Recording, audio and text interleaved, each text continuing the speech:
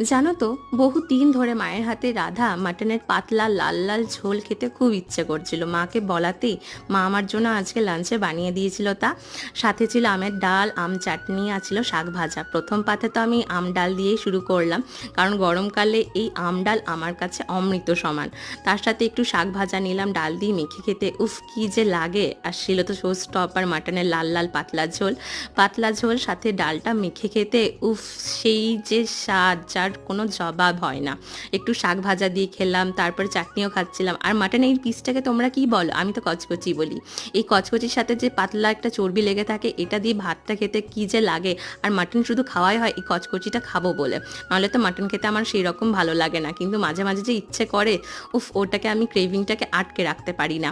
চলো আজকে আমি লাঞ্চটা এইরকমভাবে শেষ করে ফেলি ঝটপট। তোমরা লাইক শেয়ার সাবস্ক্রাইব করতে ভুলো না। সাবস্ক্রাইব বাটনের পাশে ছোট্ট একটা বেল আইকন আছে, ওটাকে হিট করে দিও। টাটা।